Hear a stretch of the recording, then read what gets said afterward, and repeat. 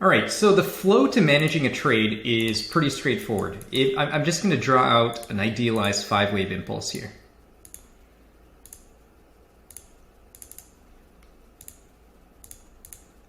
Now the really cool thing, all right, so we've got waves 1, 2, 3, 4, and 5. So the really cool thing with this is that it's entirely scalable depending on what kind of trader you want to be. So I'm just going to add another degree of trend here and add the 5 waves for wave 3. Okay, so generally speaking, what you want to do is trade for wave 3 at the very least, right? Now, whether that's 3 of 3 if you're a shorter term trader, or the entirety of wave 3 if you're more of a swing trader like I am. And then the idea is, you know, you want to start managing the risk on your trade or open profits on the trade as wave 3 is coming to an end and wave 4 is underway. Why do we want to manage risk as we get closer to the wave 3 top? It's because wave 4s are notoriously annoying. They consume a lot of time, and time in trading is quite literally money. You're paying an opportunity cost whenever you're deploying capital. So if you're going to be in an extended sideways wave 4, the question really is, you know, can I free up that capital and deploy it towards a better opportunity?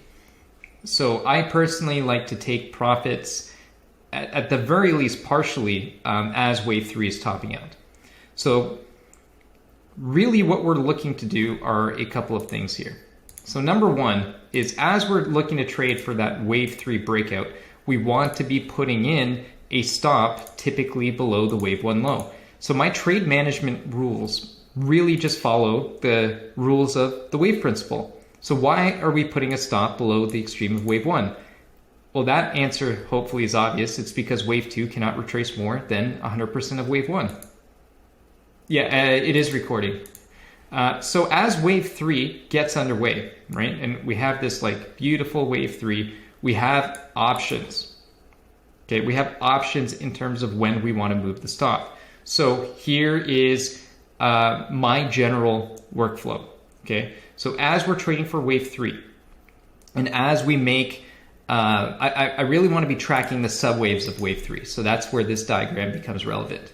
Okay, so as we get wave 1 of 3 done, then 2 of 3 done, and then 3 of 3 is underway, that's when I'm going to move my stop to, you guessed it, the extreme of wave 1 of 3. Just following the same rules. And then as wave 3 of 3 is complete and we're in wave 4 of 3, guess what? I'm just going to move my stop to the extreme of wave 2. Now, if you are a little bit more aggressive, you can move your stop to just within a few ticks below the end of wave 1 of 3. Why? Because wave 4 should not end within the price territory of wave 1. However, if we get a running triangle or some kind of triangle that dips into the price territory of wave 1, you might get stopped out. Does that happen frequently? No, it doesn't. So this is a personal decision. I will make that call based on the depth of wave 2. If wave 2 is like all the way down here, then I might say, you know what, I'm going to put it a little bit below the peak of wave 1 to give myself a bit of breathing room in case wave 4 wants to overlap a little bit. All right. But if wave 2 of 3 is a little more shallow and I still feel like it's a reasonable risk reward proposition to trail my stop to that extreme, then I will do so. All right. So now wave 4 of 3 is complete and we're in wave 5 of 3. This is where I start trailing my stop once again to the extreme of wave 4 of 3. And then as wave 5 of 3 is underway, I'm going to start aggressively taking profits. You know, I don't mind having up to 80%, sometimes 90% of my profits off the table as wave 5 of 3 gets into its late stages. The idea then is, am I going to trail my stop aggressively to get stopped out by the market as wave 3 ends and wave 4 is underway?